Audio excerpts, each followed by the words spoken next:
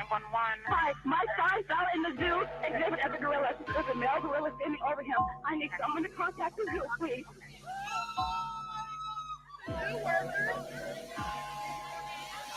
Please protect him, God. Please protect him. Isaiah, be calm. Be calm. Be calm. Be calm. Be calm. He's grabbing my son. I can't watch this. I can't watch.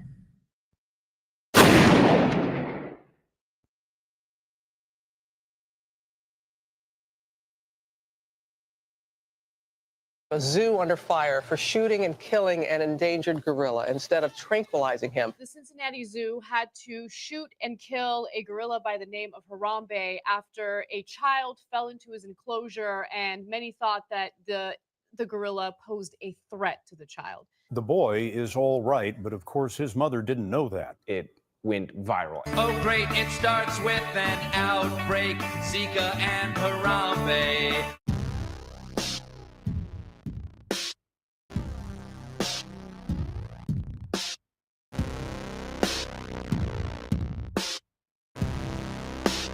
Everyone was talking about it. It was on every news channel. It was dominating the headlines about a boy coming face to face with a gorilla. I mean, this is not a common news story that you hear about. And so, of course, everyone was talking about it.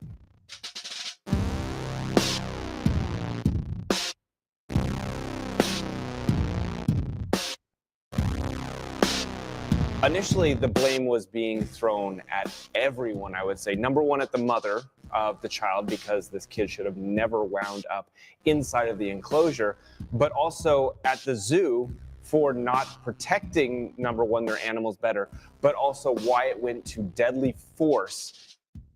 We couldn't respond to all of them individually, which is why we asked you here, but we'll certainly try to answer questions. His nickname was Handsome Harambe. Harambe. Is there any kind of an issue with the barrier? No. So nothing wrong with the fan saying that in the last 30 plus years? Correct.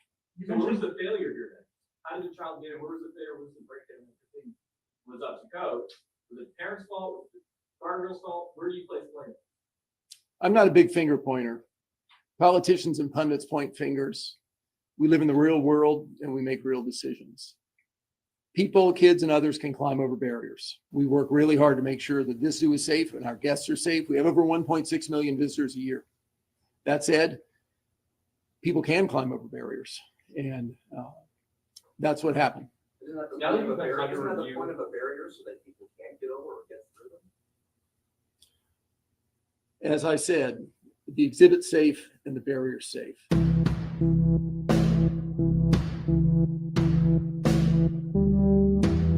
I knew about it because of what happened, and then it blew up into a meme, and it's unforgettable.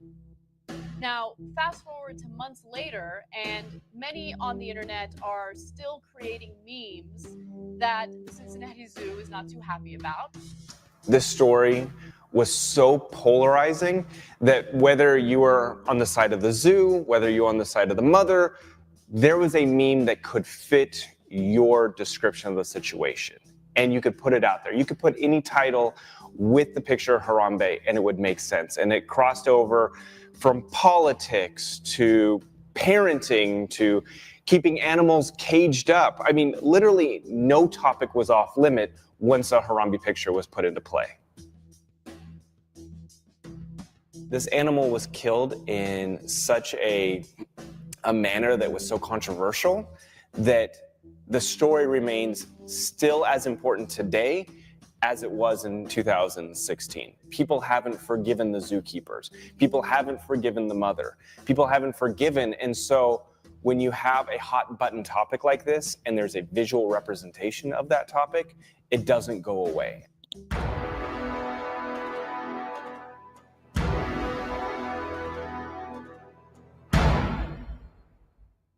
This is the dramatic video showing 10 minutes of pure terror. What? Pure terror.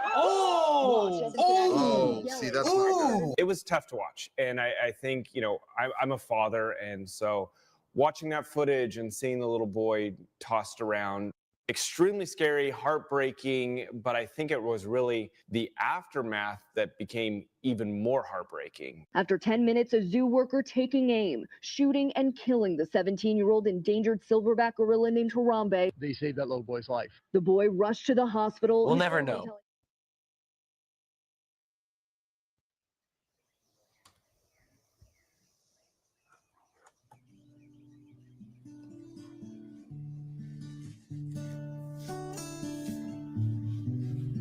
My name's Jeff McCurry. I was a photographer at the Cincinnati Zoo who happened to be there for Harambe's time there.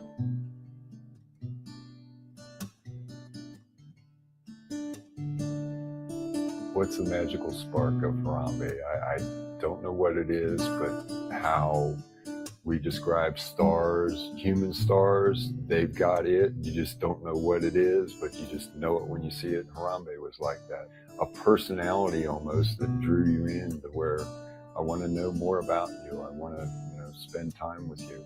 And Harambe put off that vibe to me and apparently to everybody else. Such a thrill that everybody feels as good about him as I did.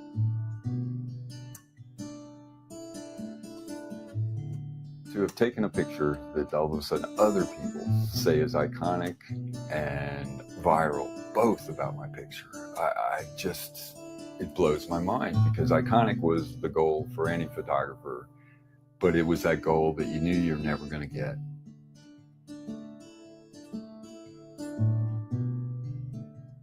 I remember looking at those photographs Jeff took of him just sitting and looking into the camera, and I don't think I've ever seen a more beautiful study, possibly one of the most magnificent animals I've ever seen in my life,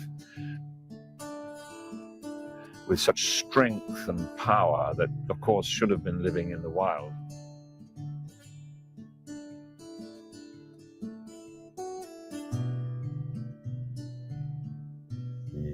He was there, but he preferred to be out in the wild. I know that. And he didn't even know what the wild was, but he would tell us, like, there's a better place for me. Welcome to Mutual of Omaha's Wild Kingdom. One of the world's most misunderstood and misrepresented animals is the gorilla. Gorillas are apes that are native to Africa. They are typically divided into two groups: the mountain gorillas that live in the mountainous regions of Central Africa, and the lowland gorillas that live in the flat, dense forest of Western Africa.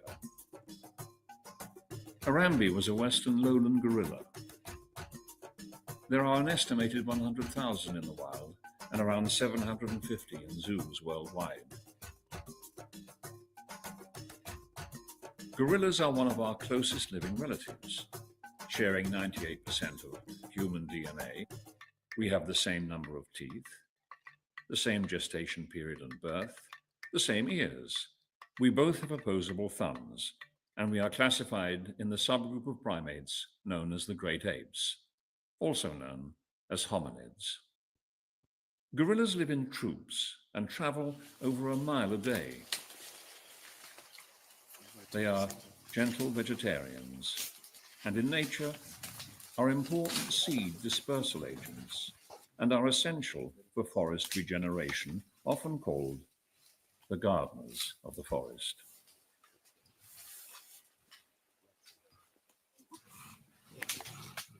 Gorillas are largely misunderstood as dangerous animals, when in fact they are very peaceful. They face the most dangerous predator of all, mankind. From habitat loss, poaching for the ever-expanding bushmeat trade, and killed for human industry, such as oil exploration and mining. Listed as critically endangered by the IUCN Red List, extinction closes in every day. Their survival hangs in the balance.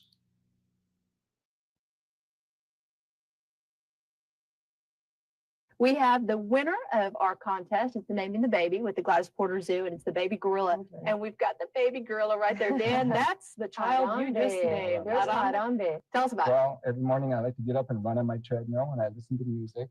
and I was listening to a particular reggae song, and the performer kept singing this word, Harambe, Harambe. It means pulling together, coming together, sharing and caring about one another. And what is it, like Swahili? It's a Swahili word, yes. Oh, wow. This is so, so fantastic. Baby Harambe.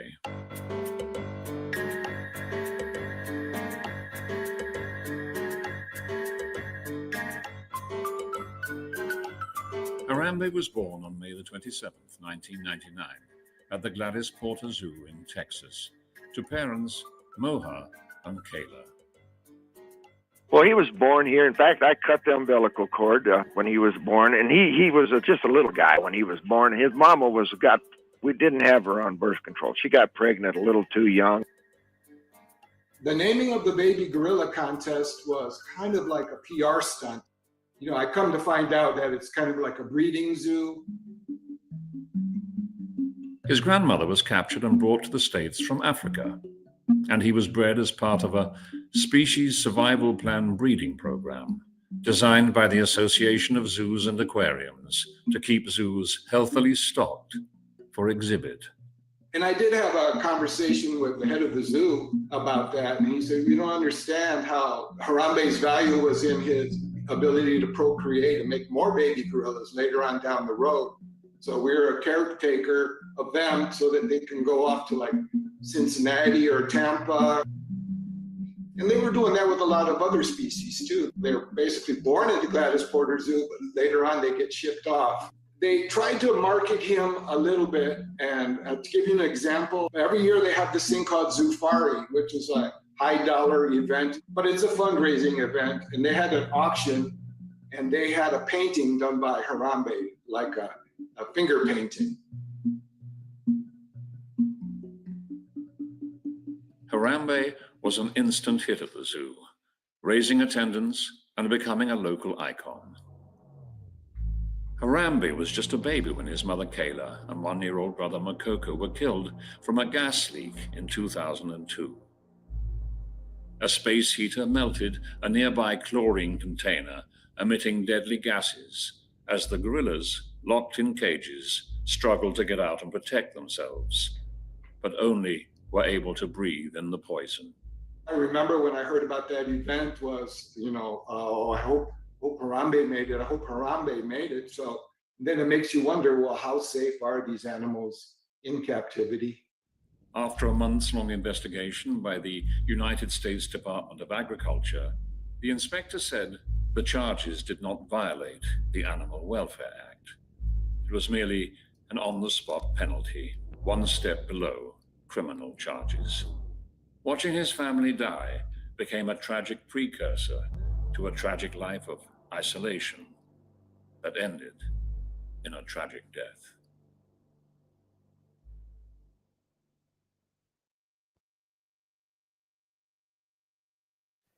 So my name's Ian Redmond. I'm a wildlife biologist. I studied gorillas and elephants and have expanded to be concerned with the conservation of all apes, indeed primates, and many other species. I got lucky when I graduated as a biologist and got to work with Diane Fossey as her research assistant. Individual animals that I'd come to know and who'd come to trust me were killed by poachers who had a very different agenda.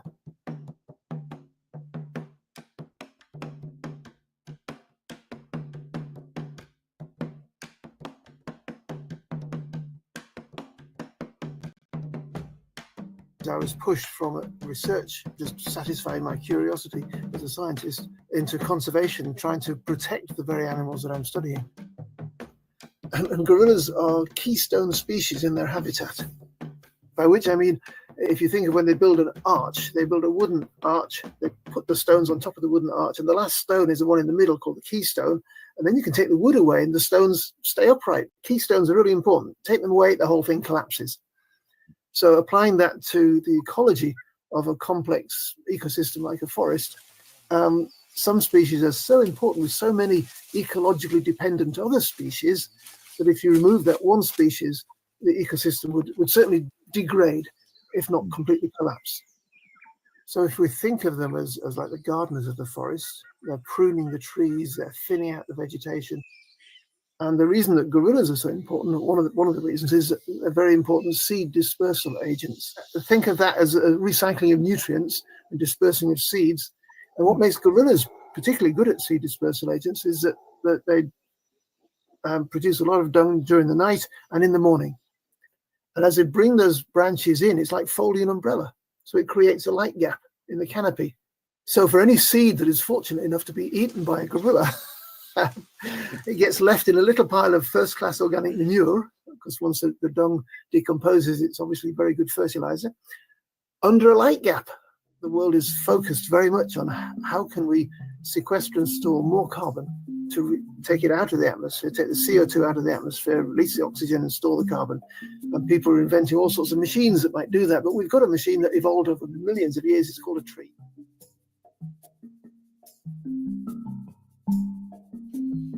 And in the tropical forests, between 75 and 96% of the tree species depend on animals to disperse their seeds. So by protecting a gorilla or an elephant today, you're actually protecting the trees of tomorrow. And in terms of their memory, there's no doubt at all that they remember individuals that they've known and perhaps haven't seen even for decades. And my own experience of that is going to visit gorillas 10 years after I've previously seen one individual I used to know called Pablo. He was a gorilla who became famous when he sat on David Attenborough when David was filming the Life on Earth sequence. When Pablo grew up, he became a silverback, and I visited him before he got his own family, but he was a big lad. And he came and sat next to me and interacted with me in a way which seemed clear to me that he remembered that during his childhood I was a regular part of his life. He remembered me and wanted to reform that friendship. And that, I use that term deliberately as a scientist, because I think you can have interspecies friendships when individuals of different species learn to trust each other and apparently enjoy each other's company.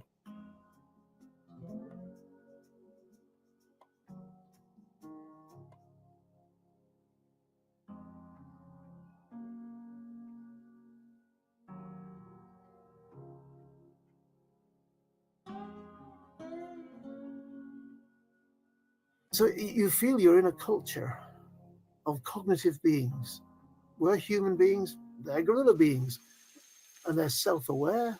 They know their position in their society. Sometimes they try and improve their position in their society. Sometimes they fall out with their neighbors and yell and shout at each other, and then they make up and they hug. And a lot of behavior patterns that we previously thought of as human are in fact shared by the other great apes, gorillas and elephants, and chimpanzees and orangutans, and all these other species that we love to watch in documentaries, and if we're lucky enough to go and see on holiday. They're not ornaments. You know, the tourists who come might be amazed by them and desperate to get a photograph so they can show their friends what they did on their holiday. But that sort of reduces gorillas to being of ornamental value. So gorillas in captivity are like cogs taken out of the machine, and they're just going around and around in their enclosure, but they're not interacting with their environment. And they're certainly not doing the job of gardeners of the forest, which is what these species evolved to be.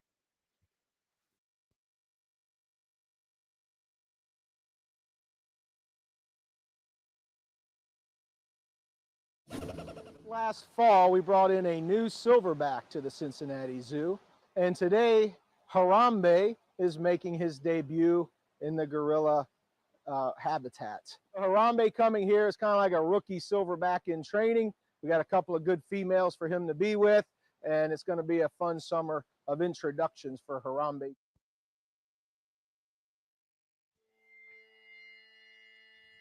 Although zoos are ubiquitous in modern society, they've only been around a little over 100 years. But to understand how we got to this point, we have to take a look at the history of the captivity industry. Meet Carl Hagenbach, father of the modern zoo. Hagenbach quickly became the #1 importer of animals for captivity purposes. Using barbaric methods, including killing the parents and bringing the babies back, Hagenbach supplied animals all around the world. He opened his own zoo called Tierpark Hagenbach in 1907. It is known for using open enclosures surrounded by moats instead of cages. When animal exploitation wasn't making enough money, he decided to start the human zoo. Human zoos consisted of different tribal members being placed on display.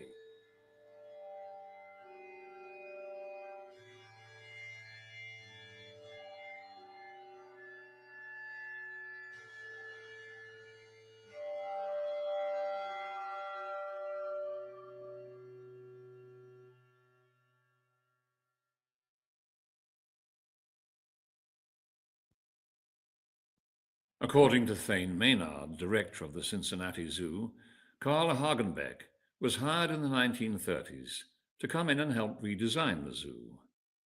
Hagenbeck's famous moat system was put in place as the world saw when 3-year-old Isaiah Dickerson fell into it at Gorilla World.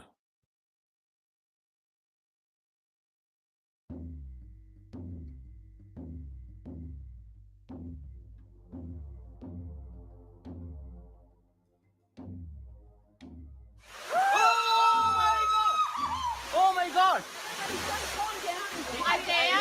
Everybody back up. I think he's trying to switch. Harambe held the child's hand to comfort him. This whole tragedy was a misunderstanding. The fire department was already at the zoo for another medical emergency and rushed right over to control the scene. I don't know for sure if he was trying to protect him, but I know he wasn't trying to hurt him. If Harambe had violent or aggressive intent, he could have squashed the child with one blow. He didn't do that. The air was full of people screaming, and a frightened child is there, and he dragged the child through the water.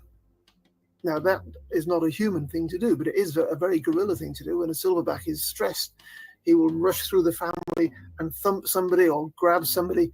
It doesn't do any lasting damage, but it makes him feel better, I guess, or it certainly establishes his dominance. He stands the child up and sort of adjusts his shorts and is clearly fascinated at the same time as being tense and nervous. He didn't know what was going to happen next. He couldn't have known what was going to happen next. It was normal behavior for a stressed silverback.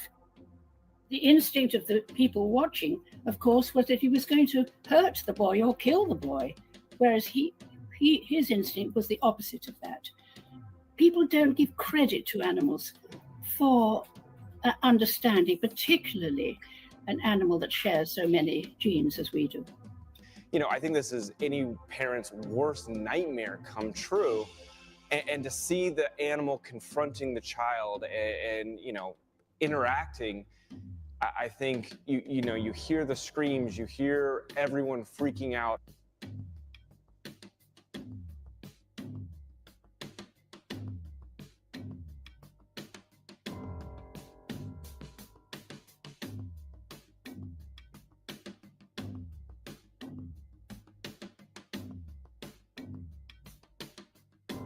His act of love was repaid with a single shot that exploded his head on impact.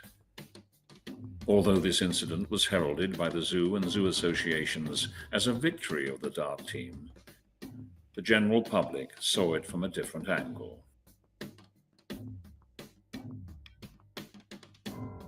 Why did the zoo have to shoot an animal? Is there no better way if the animal didn't seem like they were being overly aggressive? Yes, there was dragging, there was splashing, there was a lot of things going on, but there was also a lot of moments where you could tell that this animal didn't look like they were going to kill the child.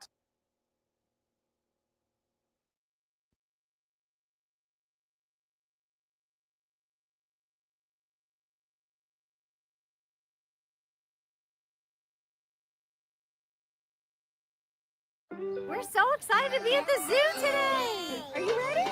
Let's go! Zoo officials say a tranquilizer would have taken too long and agitated the gorilla more. They're now reviewing how the child was able to get into the enclosure.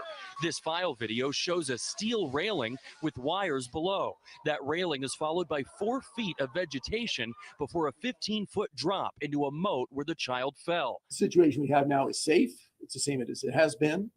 That said, we lost an incredibly magnificent animal that's an important part of our program. So it's important for us to make sure our animals are safe. So yes, we will look at it. Barrier at all? Was there any kind of an issue with the barrier? No. So nothing wrong with the fence, nothing that No. was out there the same as it's been the last 30 plus years? Correct.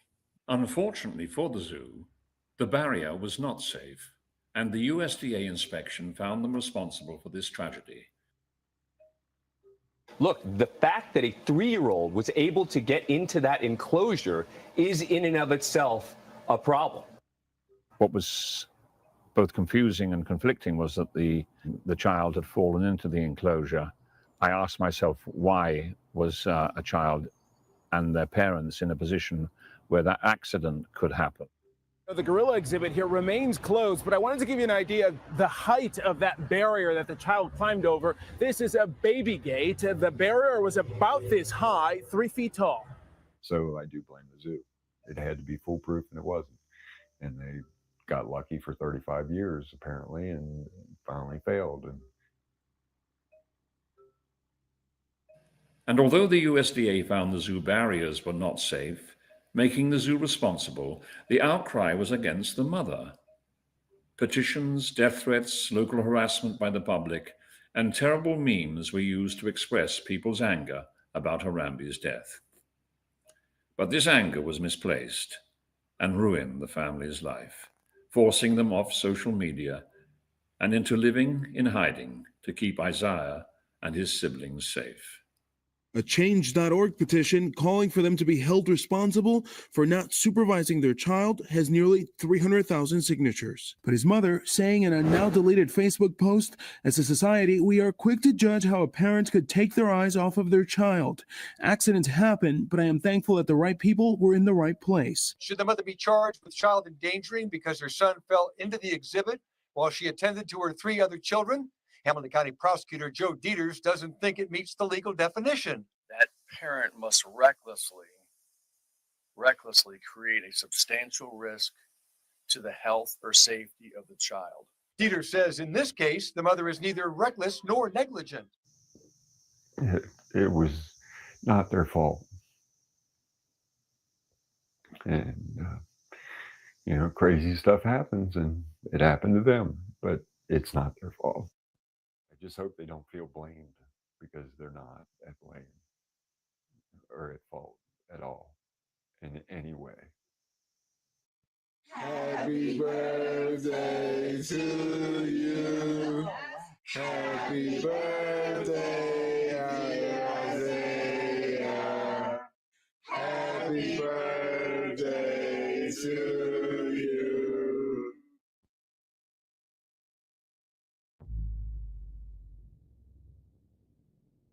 There was a point in time where Harambe memes became very racist.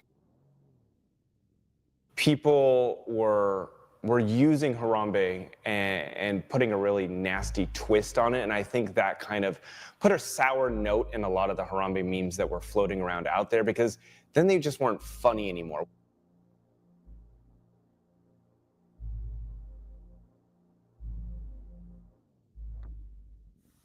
Gorillas were often portrayed in popular imagination as dangerous opponents to the established system, and have long been used in unexamined racism. Gorillas like King Kong steal women, or attack characters like Tarzan. The name Tarzan literally means white skin, furthering the racism of the time. This is the house of Tarzan, the killer of beasts and many black men. This is how Tarzan introduces himself to Jane in Tarzan of the Apes. Later in the book, he rescues Jane from a black ape rapist.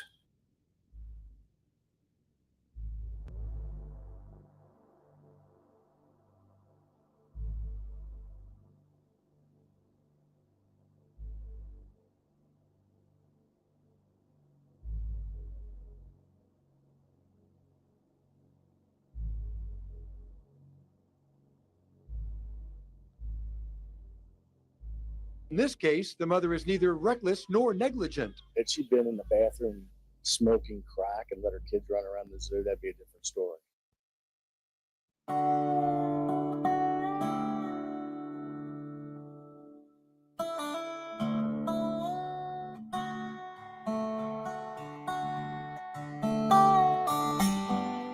When I first met Harambe, lots of people knew him before I did. And like I said, he was a star before I got to know him. And people were telling me, you're really going to love him. And one of the things that people always loved about him was this beautiful heart-shaped nose he has. And they would just be so thrilled when I get a picture like this that would show the heart. He was known as Handsome Harambe. Harambe, he seemed to be almost a loner type. He was only there with two other female gorillas. He kept separate. The two girls stayed on one side and he generally stayed on the other side, and I didn't see him intermix much. He really didn't like people yelling at him. If he was doing something that people wouldn't like and they'd yell at him, he really didn't like that. Where the Cincinnati Zoo is, it's unlike most zoos, it really is in the middle of a city. It's surrounded by hospitals, so there's sirens going off all the time. And I know sirens, he would always crank his head, what's that?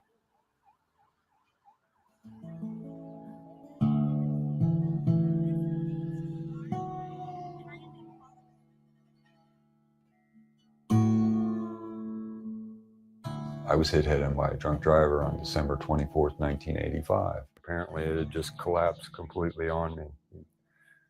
And I have no memory of it at all. I was knocked unconscious at the time and spent about 10 days in ICU and have no memory of that.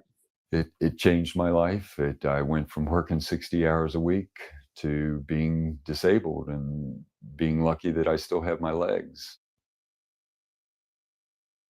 I've smoked marijuana for medical uses for decades. I discovered that it really helped me after going through years and years of the doctor giving me any pill I wanted. It got really hard to find anything decent. I was tired of finding garbage pot. And so I taught myself how to grow it. Then my life changed and suddenly I had 4 kids and you would like to have money. And I had this skill and everybody wanted to buy pot. And I was like, okay. So I went into the commercial business when it wasn't legal. So I ended up being arrested for growing marijuana. Got convicted. Well, I pled guilty because I was doing it. I'm not going to deny it. So I ended up at a prison camp in Beckley, West Virginia. It's nothing about the place. It's about you're in prison. And it really starts messing with your head.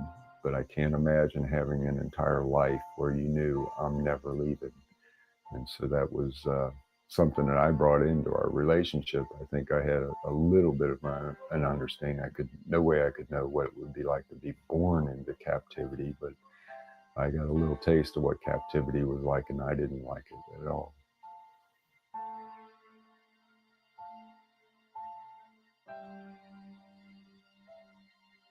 Having been a prisoner, which I hope most of you don't know that feeling, you learn how important your contact with something from the outside is. It's just, mail is gold, phone calls are gold, but a visit from your mother or from your children is just like, the best thing that ever happened to you. I figured Harambe might be feeling that way. Anytime I was there, go and see if he was out, just to say hi and just to, hey, I didn't forget you. I really treated him like my buddy that was in jail, and I was like, no, I gotta go visit him. This is important. What's on his left arm? That's a cut. It's a cut. Is it They injured of always, some sort? yeah, they were always injured.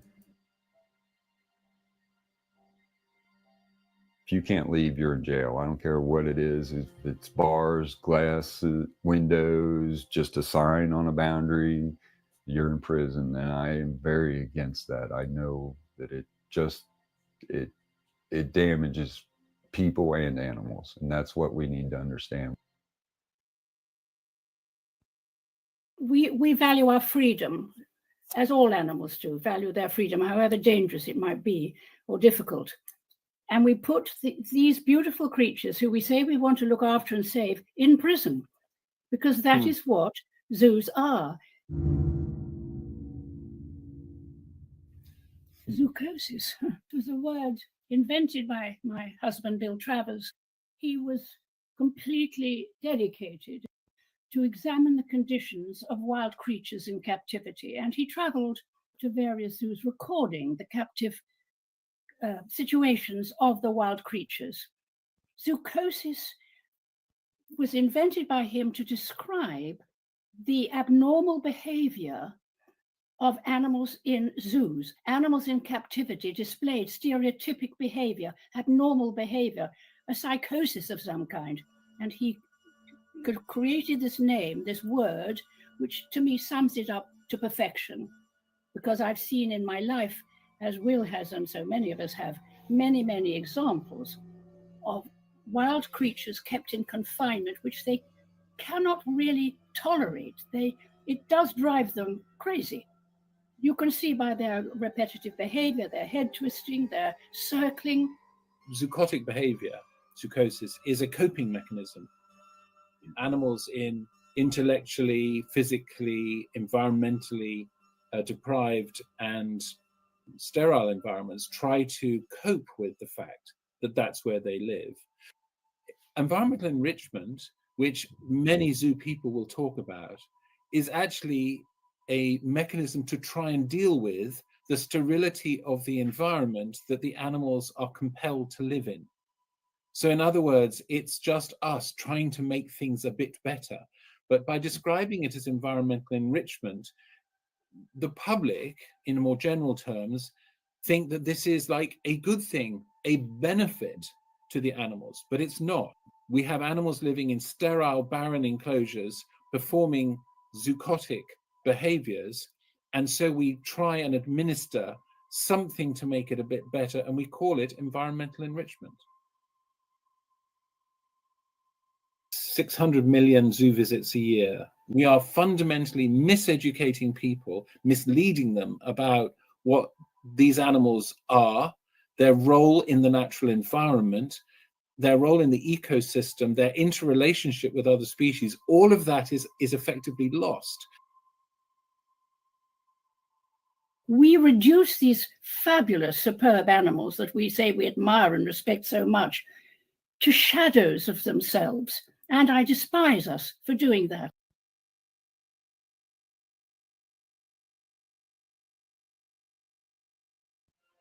We are advocates and defenders.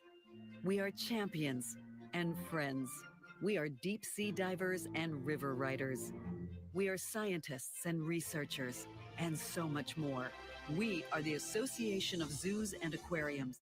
The AZA, the Association of Zoos and Aquariums, claim that zoos are around for conservation, education, science, and recreation. The conservation argument throws a sort of, throws two arms around the issue, like a big zoo hug. The narrative that is presented by that is, we're doing our best, we're the professionals, you can trust us, this is going to be tough, but it's going to be okay, because we're going to protect the species that you care about, and here are our ambassadors for you to take a look at.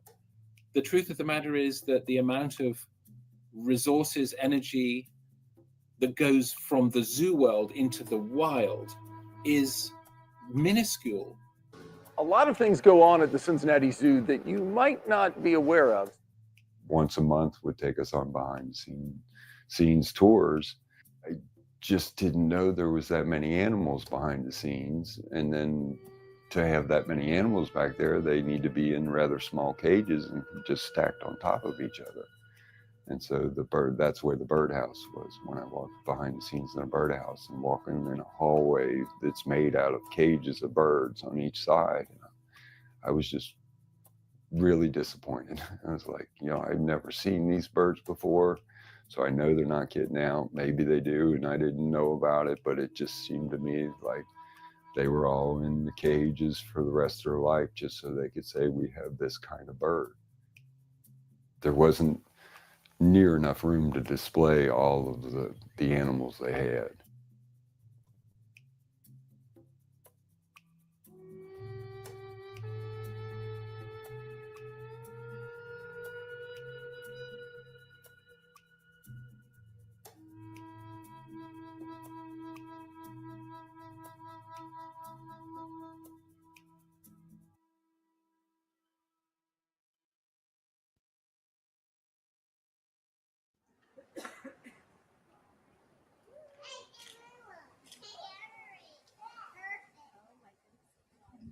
So after they killed Harambe, I heard right away they took his sperm to keep it because that's why he was there for breeding purposes, and his genes were considered rare because he's from not too far down his line are all wild gorillas.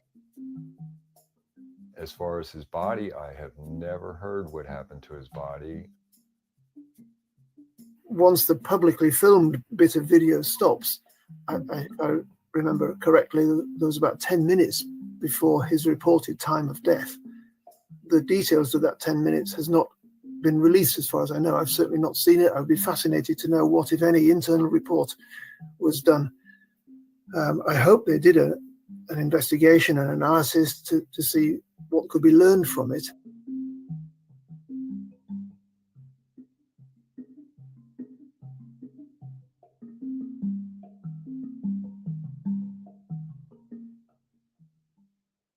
These official internal documents from the zoo show the media talking points. In an attempt to distance themselves from this tragedy, the zoo removed Harambe's name. Their star attraction was now simply referred to as the gorilla. And I think it's a great shame that the zoo hasn't shared their experience so that in the event another zoo is faced with a situation like that, they might learn from it. Because this is a third time within my memory of children falling into gorilla enclosures. It was Jersey, where Jambo stood defensively to keep the other gorillas back while he examined the unconscious child. There was Brookfield Zoo, where the infant was carried to the hatch by one of the female gorillas, effectively saying, "This is one of yours, you can have it back," which was wonderful behavior. But and again, nobody died. And then there was the Harambe case. And I think we need to examine the circumstances of each of those three, because if there have been three, you can anticipate that until the point where the gorillas are repatriated to their homeland and go back to being gardeners of the forest, it could happen again. Harambe was shot by the Dart team.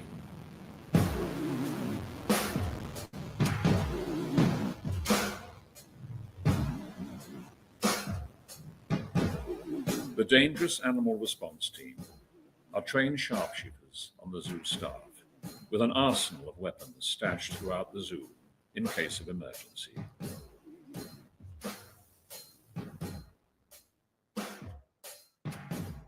The Dart team, I didn't know existed until after Harambe's death. It was a shock to me. The Dart team had guns placed around the zoo. I did not like hearing that. When I found out, oh, I've been wandering around that place, and where were those guns hidden? I didn't know they were available. Just think of that moment. If the child had just moved a fraction at that moment, the bullet could have gone through the child as well. It's not exactly a risk-free option to have a marksman take out a silverback who's holding a child.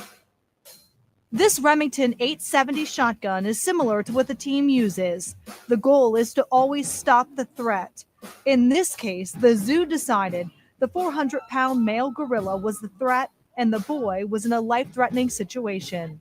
It's a choice that's still sparking outrage, sadness, and concern. It is the short-sighted, cheap choice. Kill it.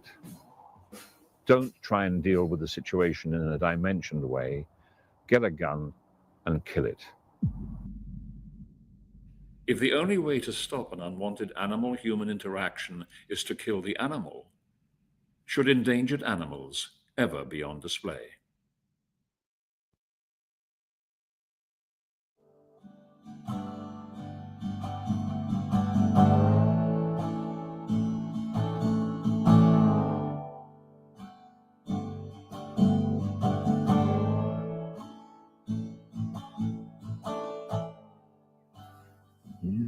hopefully somebody uses it to make a nest.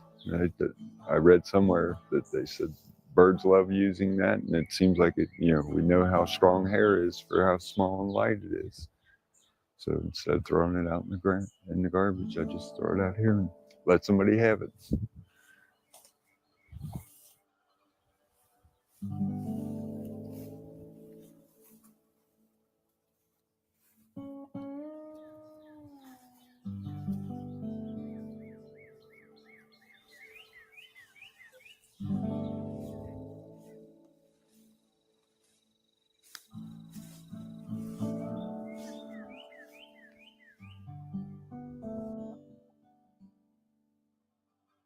And when did you take that sort of iconic photograph of him, the one that everybody now knows from the meme?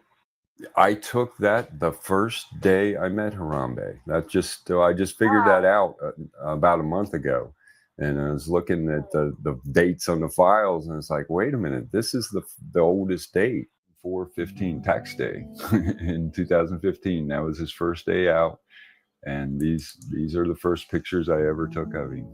That's number one. This is when he started posing. Did that, and then that's the one that they picked. It's like, wow, I had no idea that picture was gonna change the world. The zoo just wants to forget about Harambe because their part of it was, the bad part of it. It's pretty much been accepted by everybody in Cincinnati that that's what the zoo wants, and the zoo gets what they want. They're very, very powerful in this city. And so it seems like I'm the only one in Cincinnati that is fighting for Harambe's rights and say, hey, you need to remember him. He was a part of this city, and now you're acting like he's not. I think the zoo just said, let's not talk about it, and everybody listened.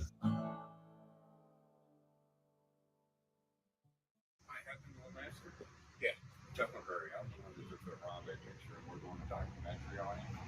You'll have to talk to the zoo about that. So you don't want to talk about it? No, it's a zoo story. Okay. Good luck. Thanks. The zoo's got control of everything. I told you that. In the city, the zoo really is powerful. Much more refined is Susie of Cincinnati. She's so high class she even eats cheese with a knife and fork. I don't want you to look at that, smell it, or touch it.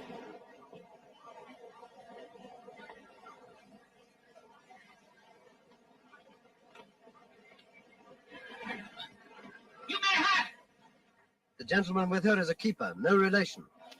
this little kiss. In 1875, the Cincinnati Zoo opened its doors. The original collection was small. While struggling to sell tickets, the zoo used a popular method at the time and brought over 100 zoo members into the human zoos of 1896.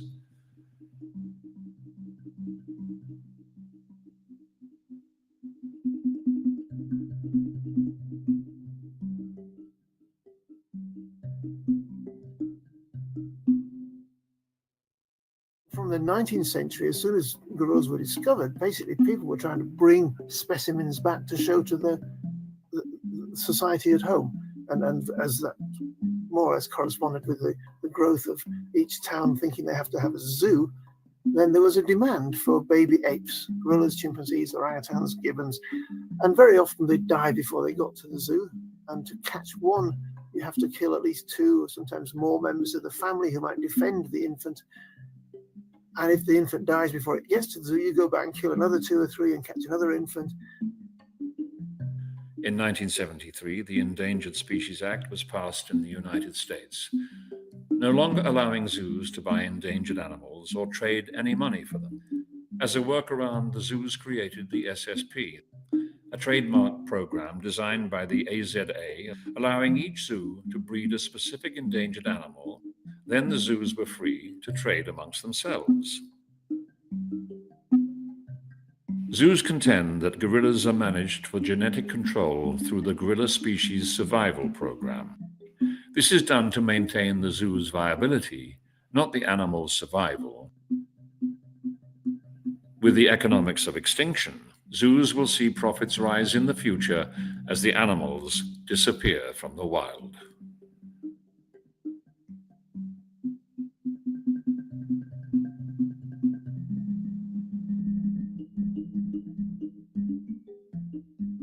trouble me ethically that these non-human beings are being born in captivity for a lifetime in captivity that might be 50 years or more.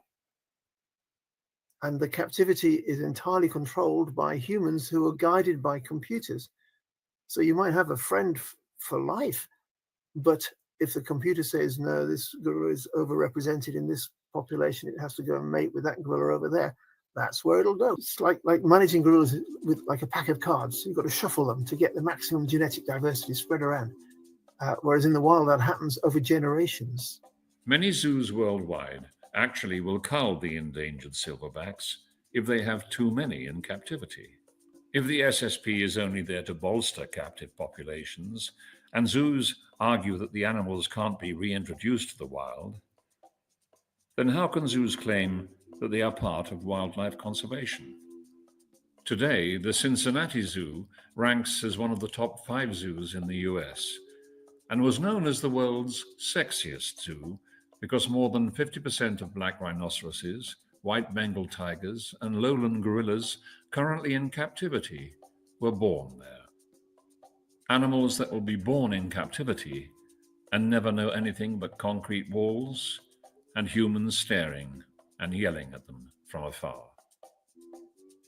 Aside from the practical task of keeping zoos filled, these breeding programs have another very profitable benefit. Zoo babies. Bring your family to meet our family. Zoo babies are here at the Cincinnati Zoo with their cuddly, fuzzy faces, irresistibly adorable ears, big, bright eyes, and curious sense of adventure. Zoo babies are just as excited to see you as you are to see them. The ones in captivity, they're going to be in captivity for all their lives. And we have zoo babies every spring here. Any zoos with a baby on display can expect a 10 to 30% rise in admission tickets. Baby gorilla births in the zoos will generate $1.5 to $3.5 million a year.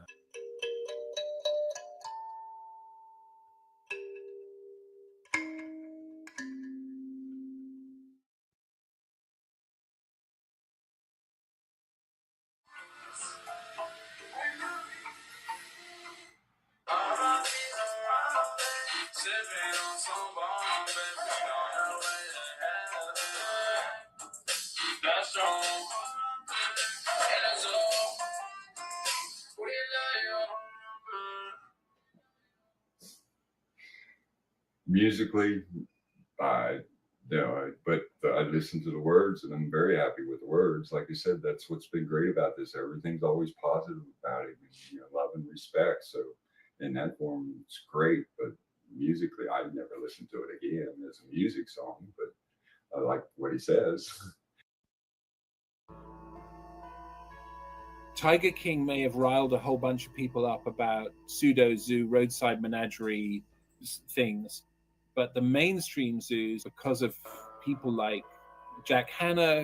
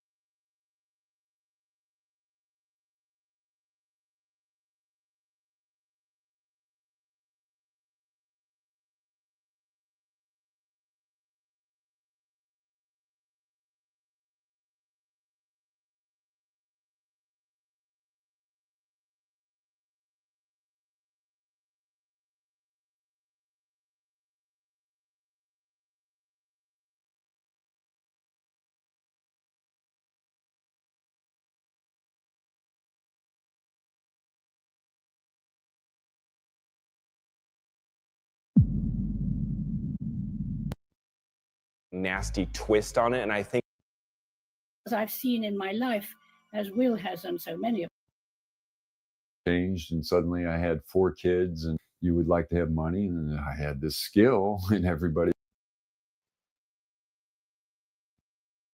we value our freedom, as all animals do, value their freedom, however dangerous. 600 million zoo visits a year. Because I'm behind the scenes until after Harambe's death. It was this. His name. Their star attraction was now simply referred to as the gorilla. And I think it's a great shame that the zoo hasn't shared their experience so that in the event another zoo is faced with a situation like that, they might learn from it. Because this is a third. And sometimes you take that sort of idea. You have to kill at least zoos of the. You know, the bad part of it. It's pretty much been accepted by everybody in Cincinnati that that's what the zoo wants, and the zoo gets what they want. They're very, very powerful in this city. And so it seems like I'm the only one in Cincinnati that is fighting for Harambe's rights and say, hey, you need to remember him. He was a part of this city, and now you're acting like he's not. I think the zoo just said, let's not talk about it, and everybody listened.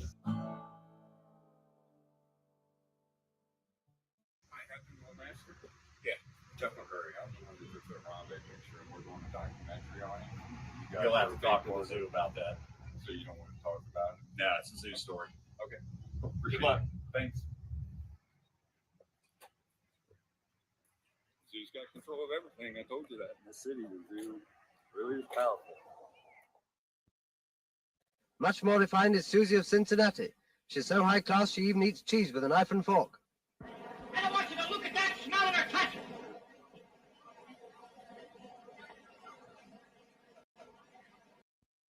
World's sexiest zoo.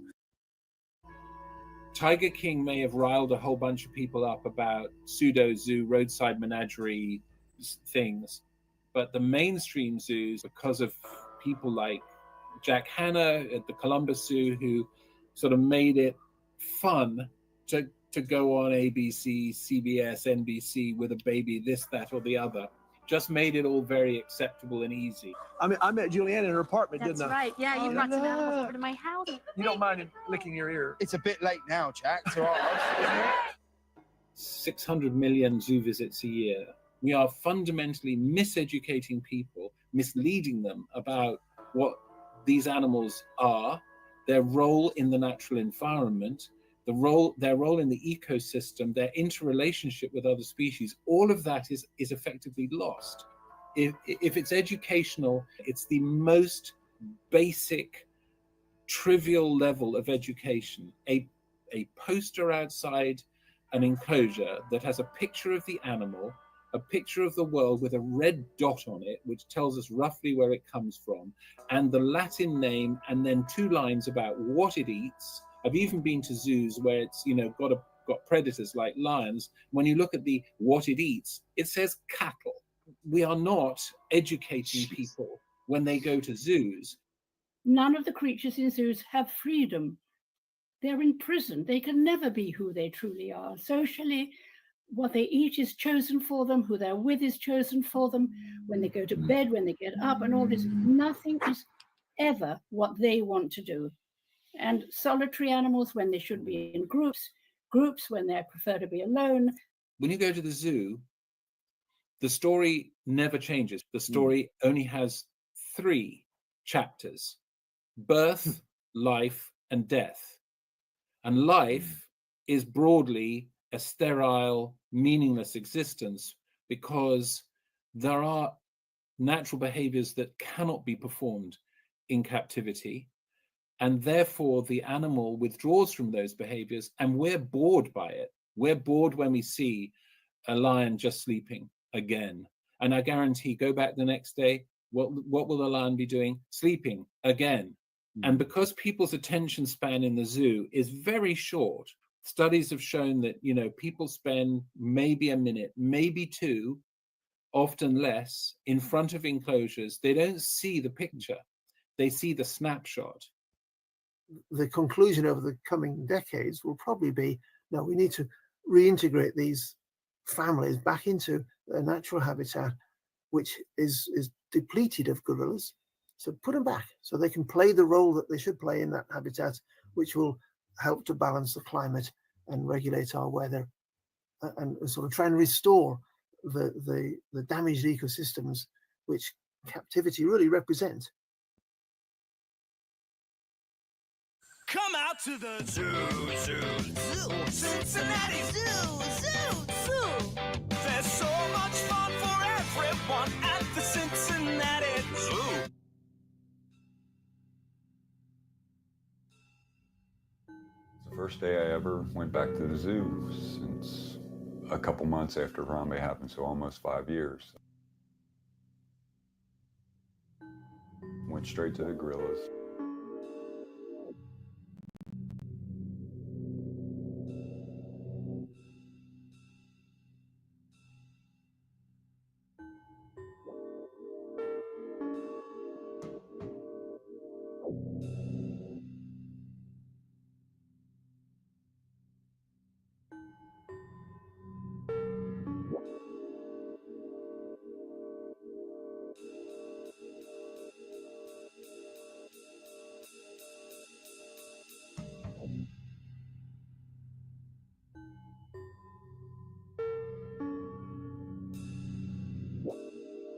I was anti-captivity before. It is much worse now.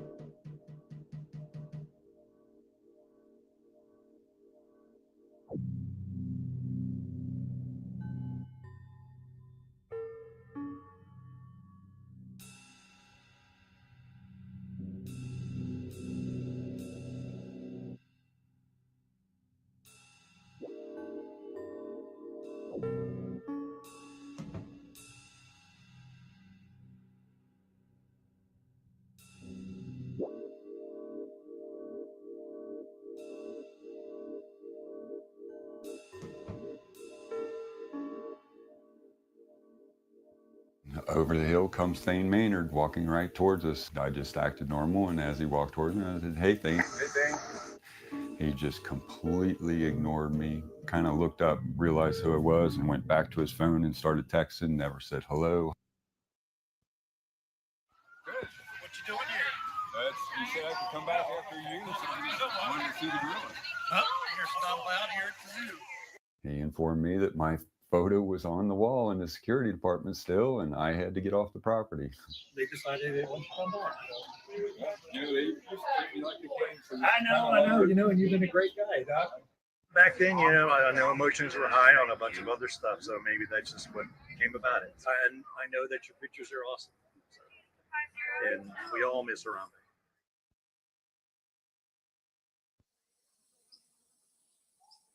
So I think that better understanding of the complexity of non-human beings, and that's to some extent better informs our understanding of human beings, and an understanding of the role they play in the ecology of ecosystems that affect our lives. And so you can argue we are dependent on the gorilla gardeners and the elephant gardeners and the orangutan gardeners doing what they do, so that those healthy ecosystems send the rainfall and sequester and store the carbon and provide other functions that are of benefit to humanity, but of course also benefit all the other species on the planet. And I think that changes the role of zoos.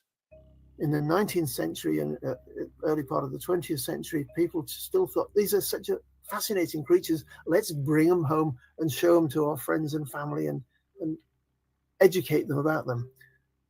And if that education is, here's a complex autonomous being locked in a cage, and the argument is, well, they're an ambassador for their species, but most ambassadors don't get kidnapped from their home or held in what is essentially a prison for the rest of their lives. Oh, you're an ambassador. No, you're unemployed. You were a gardener with globally important roles to play in the ecology of the planet, and now you're walking around a concrete yard with a bit of enrichment to try and ease the boredom of your life. And I think that understanding of apes, which comes partly through documentaries, partly through those lucky people who are able to go on holiday and see apes in the wild, and partly through things like virtual travel, which enables anyone who can stick on a VR headset and go and visit virtually ape habitat and understand the role of that habitat in the planet, in the biosphere. You know, those are the life support systems of our planet, and we can't afford to wipe out the workforce of those life support systems and convert all of them into human land use, like agriculture or factories or cities, because then the biosphere won't work and we'll all suffer. The life of a gorilla in captivity differs greatly from the life in the wild. Over a third of gorillas in captivity die from heart disease, caused by them being fed biscuits to mimic their natural nutrition and not getting enough exercise. Zoos destroy the natural harmony of the troops. When introducing new silverbacks into a pre-existing family, which can often lead to fights or terrible incidents like in Melbourne, Australia, when one gorilla killed another in front of a group of young students. And I suspect that in not too long a time, zoos will increasingly conclude that keeping generation after generation of these intelligent non-human beings in what is essentially a prison cell with an exercise yard. Sometimes it's a habitat, but if there's any greenery, it's likely to have hot wires to protect the plants from the gorillas. So they're thwarted and frustrated at almost every turn. If they fancy doing something, there's a fence or a hot wire or a human saying no. In captivity, you're selecting for docile, tractable gorillas that won't rebel. And yet in the wild, probably the characteristics that best ensure the survival of a family are not docility and backing down, but being big and powerful and defending your family. So we're selectively breeding out the very characteristics that a wild gorilla might benefit from. And how many generations can you do that? And is it still a gorilla?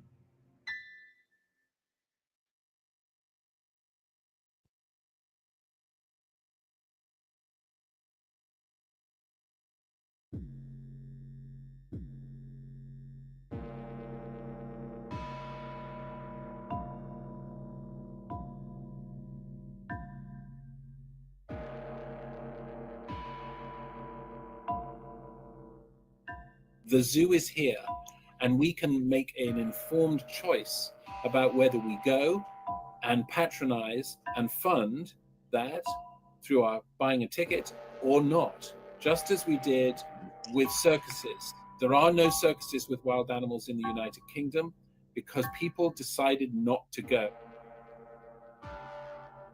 Recently in the UK, elephants were declared sentient. Their use in circus is declared cruel and the practice ordered to stop. The Cincinnati Zoo is busy building a new elephant enclosure to house these same sentient elephants.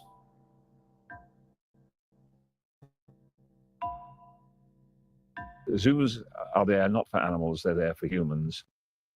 This whole farce about having wild animals in confinement, we need to understand them, and we need to give them freedom, and we need to give them now, particularly more than ever because of our greedy desire and habitat destruction, we need to give back to them and give back to them freedom, not to pretend that we're learning something from them in confinement. A total contradiction, because you're not going to see a wild animal behave in a natural way in a confined space behind a glass screen. So we are learning nothing. Once you engage with and contribute to selective compassion, you actually have gone on the journey of reducing your natural compassion.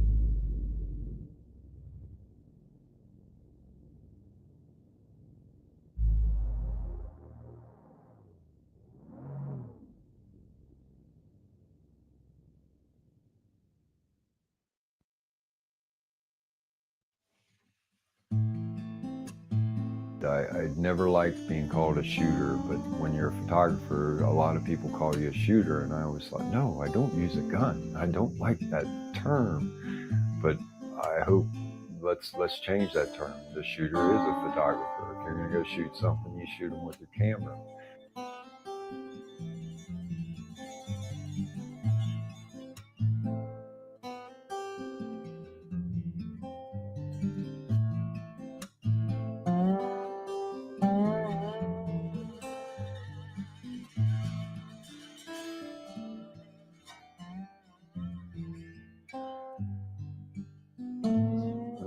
missing, and it's just a sad story. And if I could sit there with him, I'd just say, "You're bigger than anybody, Harambe. Look what you did."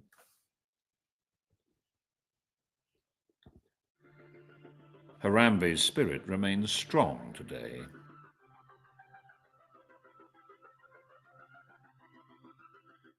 His digital image challenging the status quo worldwide.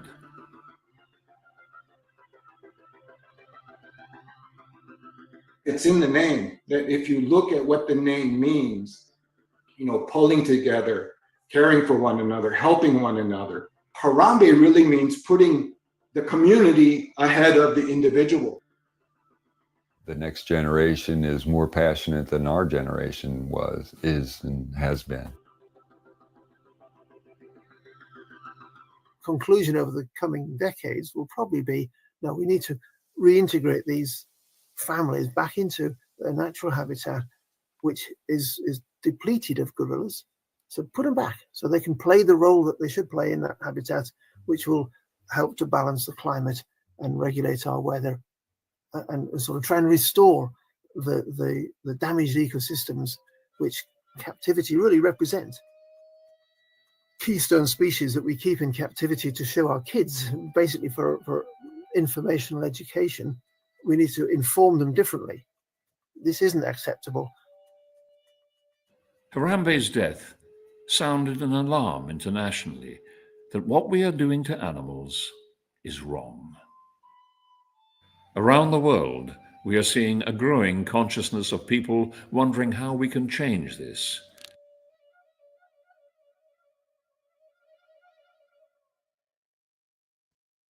And one simple thing you can do to help guarantee a better future for animals is to stop supporting the captivity industry.